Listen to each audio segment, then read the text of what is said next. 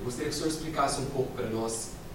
Sim, após a cirurgia bariátrica, vários pacientes vão apresentar um conjunto de sintomas e sinais, geralmente relacionados com refeições, com ingestas alimentares, conjunto de sintomas e sinais estes que a gente em medicina chama de síndrome. Síndrome, então, é um conjunto de sintomas e sinais. De dumping, a palavra dumping é uma palavra em inglês que significa despejo ou esvaziamento rápido. Então vamos tentar compreender isso. E antes de explicarmos, eu já alerto aos ouvintes, aos nossos pacientes, de que há dois tipos distintos de dumping. Um que é chamado de precoce, dumping precoce, e outro que é chamado de dumping tardio. Esse dumping tardio deveria inclusive ser chamado por um outro nome que descreve melhor o que está por trás dele. Esse dumping tardio deveria ser chamado de hipoglicemia reacional. Mas vamos primeiro explicar então o que é o dumping precoce, ou dumping que ocorre, sintomas e sinais que ocorrem imediatamente após a ingesta de alguns tipos de alimentos.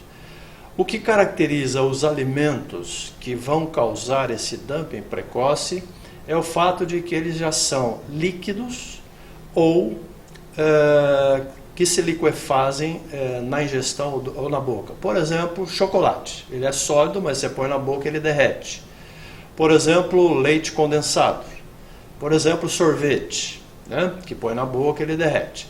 Esses alimentos produtores ou causadores de dumping, eles têm outra característica interessante comum a todos eles, que é o fato de serem muito concentrados principalmente em açúcar.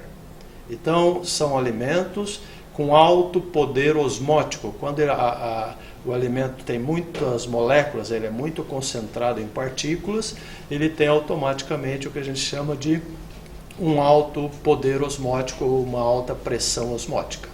Então, olha o que acontece quando você ingere esse alimento com o seu estômago intacto, com o seu estômago não operado. Esse alimento entra aqui dentro do estômago, ele vai ficar um tempo aqui dentro, sendo preparado pelo estômago antes de ser jogado para frente, ou seja, antes de entrar no intestino delgado. Existe aqui no fim do estômago uma válvula que vai controlar o esvaziamento do estômago. Essa válvula chama-se piloro. Então esse alimento, por exemplo, o leite condensado, entrou aqui dentro, muito concentrado em açúcar, mas o suco gástrico, que será produzido pelo estômago, ele é rico em água e ele vai automaticamente diluir esse alimento concentrado em partículas, no caso açúcar. Dilui inicialmente e depois esta válvula então começa a abrir, abre e fecha, permitindo que esse alimento, agora diluído, entre no intestino em pequenas porções. Então não há um esvaziamento abrupto e de uma só vez para dentro do intestino, e isso é evitado por essa válvula. Agora, quando nós fazemos a cirurgia, nós vamos alterar essa fisiologia. Então, quando o paciente se submete a uma cirurgia como essa que está aqui no slide, que é, na verdade, a cirurgia mais realizada no Brasil, a maioria dos pacientes operados no Brasil tem esta cirurgia, que é o bypass gástrico, também chamada, principalmente mais antigamente, chamada de cirurgia dos doutores Fobbi e Capella. Então, cirurgia de Fobbi e Capella. Você vê que aqui está o novo pequeno estômago que o cirurgião criou.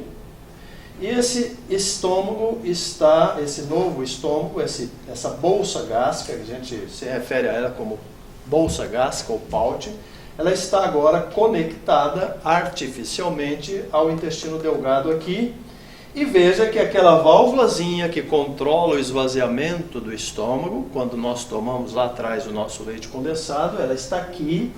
Ela não mais estará funcionando porque essa parte do estômago agora fica isolado do trânsito do alimento.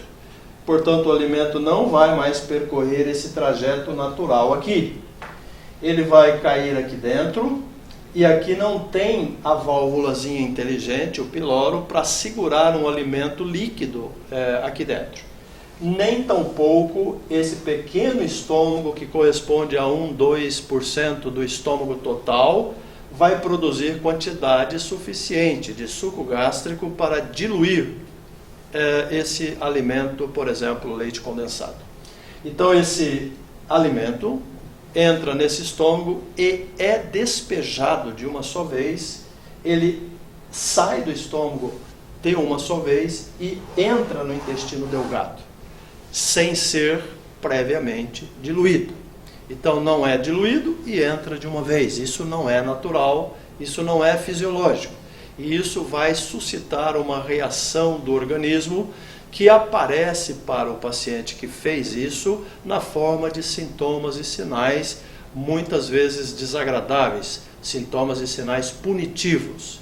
Então, os sintomas e sinais mais comuns seriam taquicardia, sudorese de molhar roupa, palidez, a face fica branca, então dá a impressão que o paciente está passando muito mal. Ele pode ter náuseas, pode ter vômito, cólicas no abdômen e diarreia como se tivesse tomado um laxante. Esses sintomas podem aparecer todos eles de uma vez, pode aparecer apenas alguns, ou seja, o dumping pode ser mais leve, moderado ou mais acentuado, né? Depende do paciente, depende da quantidade deste alimento que ele ingeriu. Então, mas esses são os sintomas: taquicardia, palidez, sudorese, náusea, vômito, diarreia. E por que esse tipo de dumping chama-se precoce? Porque esses sintomas aparecerão quase que imediatamente após a ingesta deste alimento que provocou essa situação não fisiológica.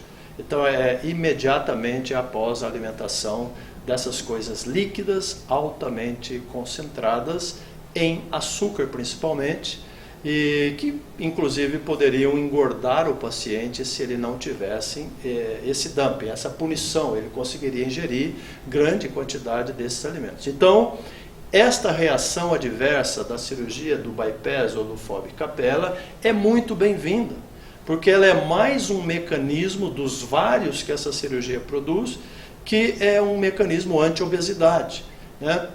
Imagina que você não tivesse esses sintomas e você gostasse de leite condensado, de chocolate e outros doces que derretem na boca, você teria a capacidade de ingerir grandes quantidades, porque isso não para dentro do estômagozinho e não induz saciação, aquela sensação de que eu não quero mais, estou cheio, porque não enche.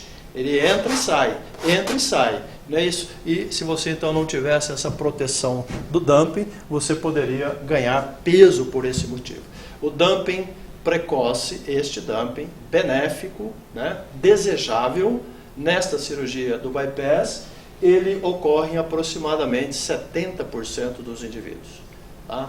Ao longo do tempo pode mudar, o indivíduo pode ficar menos sensível a ter este dumping, tá certo?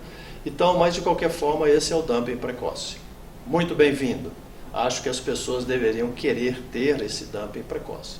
Ele só é ruim quando ele é muito severo, ou seja, quase qualquer tipo de alimento que o indivíduo ingere vai provocar esses sintomas. Aí começa a atrapalhar um pouco a qualidade de vida.